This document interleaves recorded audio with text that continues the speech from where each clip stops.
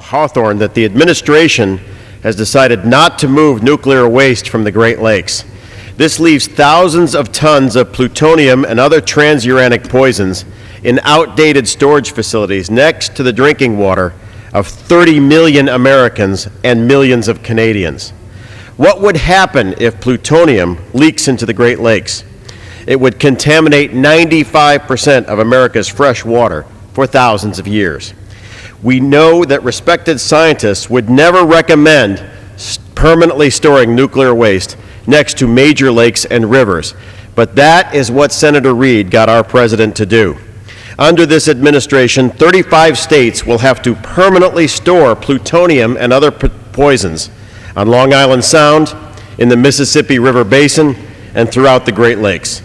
This policy writes the first chapter of an inevitable environmental tragedy of biblical proportions that will hurt our country for a very, very long time. Gentleman yields back his time. For what purpose, the gentleman from Pennsylvania rise? I ask unanimous consent to address the House for 1 minute. Without objection, so ordered. Mr. Speaker, for the first time in many years, this Congress is moving forward with long overdue legislation to reform our nation's health care system. With 47 million Americans without health insurance and costs rising well above the rate of inflation, health care reform is an issue that can no longer be ignored. Health care affects every individual, every family, and every business in America.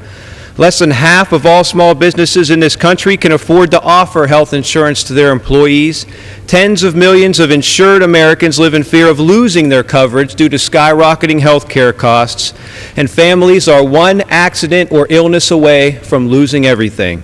Together, we can put an end to the decades of roadblocks that have prevented meaningful health care reform. Let us not let this opportunity pass us by again.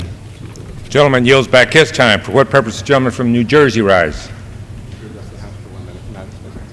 Without objection, so ordered.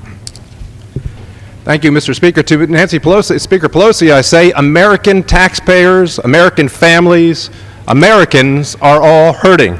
They're getting pink slips, they're seeing their job layoffs, they're seeing their wages cut, they're seeing their wages go down, they're seeing their income go down. And what do they see out of this House and this Washington? They're seeing spending going through the roof. They're seeing 10% increases on top of almost other 10% increases.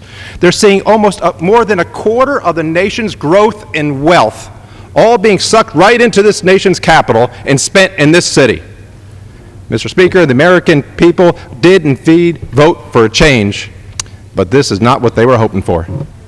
Gentleman yields back his time. For what purpose, the gentleman from Michigan rise? Mr. Speaker, I ask unanimous consent to address the House for 1 minute, revise and extend my remarks. Without objection, so ordered. Mr. Speaker, as Chairman of Energy and Commerce Committee, Subcommittee on Oversight and Investigations, I've held 9 hearings to examine the safety and security of our nation's food supply over the past 2 years. The recent peanut butter salmonella outbreak is just the latest in a string of foodborne illnesses that affect 76 million Americans every year. For this reason, I've joined with my colleagues, Chairman Dingell and Pallone, to introduce H.R. 759, the Food and Drug Administration Globalization Act of 2009. H.R. 759 would give the FDA not only the financial resources, but also the regulatory tools to ensure the safety of food we eat and the drugs we take. If this legislation would have been in place, the FDA would have had the authority as well as the resources to prevent the current salmonella outbreak from occurring. Tools such as resources for increased inspections, access to inspection records, mandatory recall authority, strong penalties, and required testing facilities to send their results to the FDA. Congress faces an ambitious agenda in the coming months, but more than 600 illnesses and 9 deaths linked to the current salmonella outbreak underscore the importance of wasting no time in enacting this legislation. For what purpose, gentleman from Arizona rise? Address the House for 1 minute.